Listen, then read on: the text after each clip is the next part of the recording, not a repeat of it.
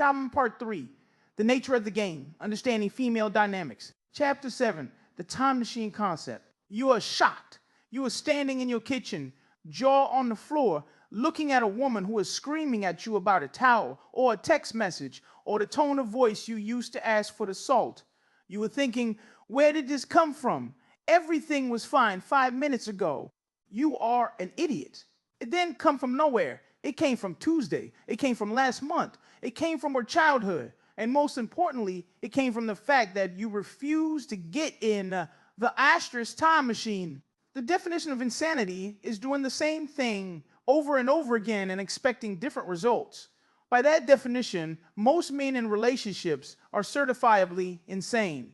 You wake up every day hoping she will be logical, hoping she will be consistent, hoping she will be a man in a woman's body.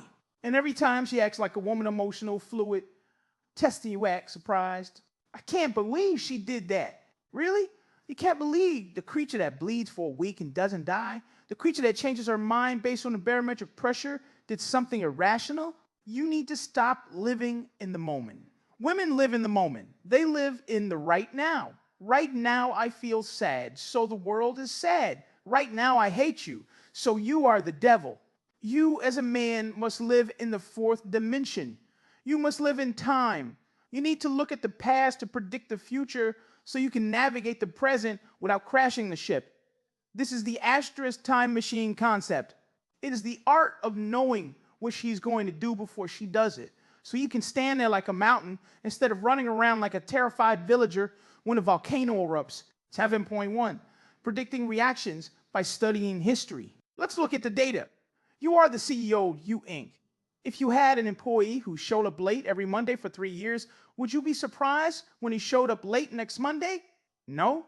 You would fire him or you would adjust his schedule.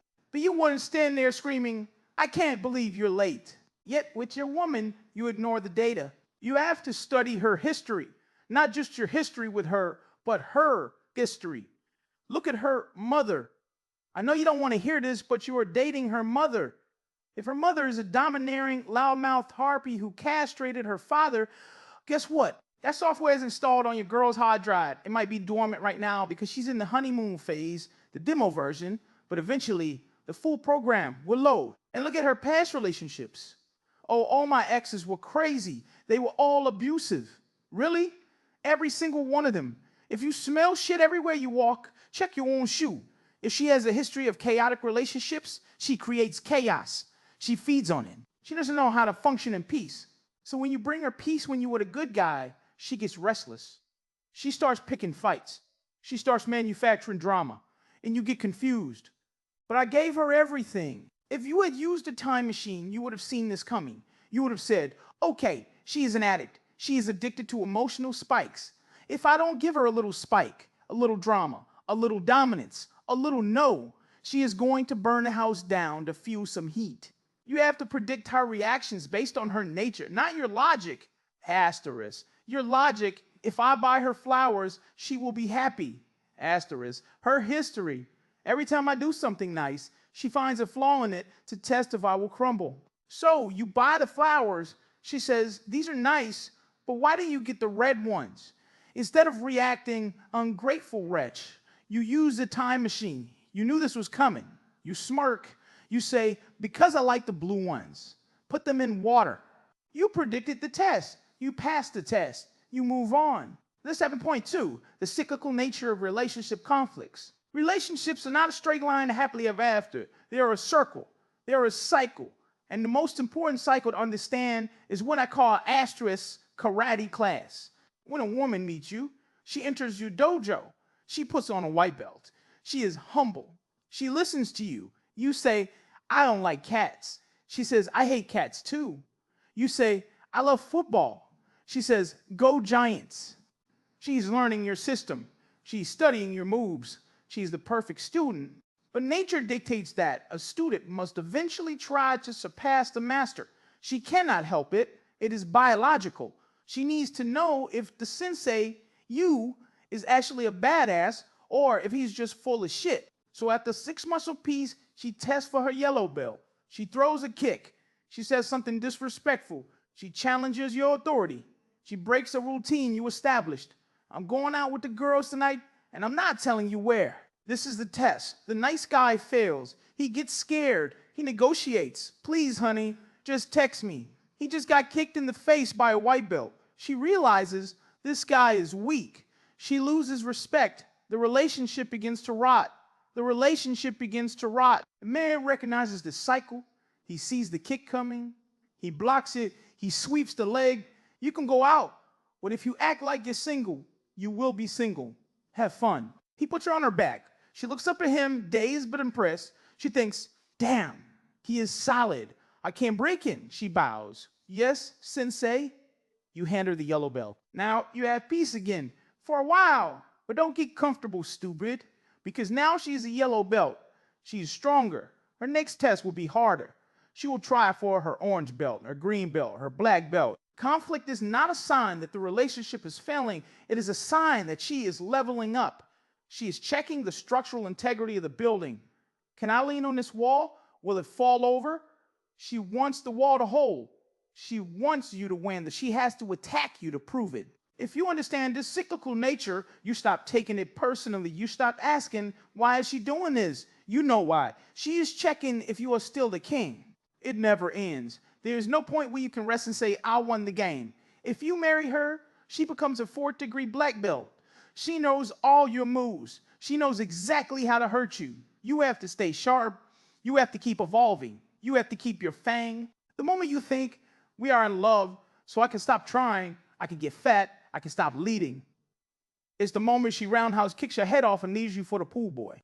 7.3, removing surprise and reaction from the equation. The ultimate goal of the time machine is to remove asterisk surprise asterisk reaction from your life. A man who is surprised is a man who is unprepared. A man who reacts is a man who is controlled. One of our emotional terrorists, I say that with love, they use emotion as a weapon to get a reaction. If she cries and you panic, she owns you. If she yells and you yell back, she owns you. If she withholds sex and you beg, she owns you. If she withholds sex and you beg, she owns you. You must become the asterisk mountain. The storm crashes against the mountain. The wind howls. The rain pours. Does the mountain scream back? Does the mountain apologize for existing? No, the mountain just is. And eventually the storm runs out of energy and passes. When you use the time machine, you know the storm is coming. You see the clouds gathering. Her mood shifts. She gets quiet. She makes a snide comment. Instead of asking, what's wrong? What did I do? Which is adding energy to the storm. You detach. Looks like it's raining, you think. You grab your umbrella, your hobbies, your friends, your mission, and you wait it out. I hate you. You never listen to me, she screams. Reactionary response, I listen to you all the time. I did the dishes. Defensive, weak. Time machine response, here is the monthly emotional dump. She needs to vent. Verbal response, I hear that you're frustrated. Calm, detached, unmovable. You remove the surprise because you know her nature. You know that she is incapable of being logical when she is emotional. Trying to use logic on an emotional woman is like trying to use algebra to explain a hurricane. It doesn't work and it just frustrates everyone. You remove the reaction because you have a plan. Asterisk plan A. She acts right. We have fun. Asterisk plan B. She acts crazy. I go to the gym, play Xbox, leave the room. When you have a plan, you don't have to react emotionally. You just execute the protocol. Okay, you're in a mood. I'm going to go read a book. Let me know when you're done. This drives them crazy initially, but ultimately it makes them feel safe. They realize that their chaos cannot destroy your order. They realize that you are the captain of the ship and you are not going to let the passengers steer just because they are screaming. Stop being a leaf in the wind. Be the wind, or better yet, be the vacuum that the wind rushes to fill. When you stop reacting, you force her to deal with herself. You hold up a mirror. And usually she will see that she's being ridiculous and she will calm down. And if she doesn't, if she stays crazy, then you have a decision to make about employment at U Inc. But you make that decision with a cool head, not a broken heart.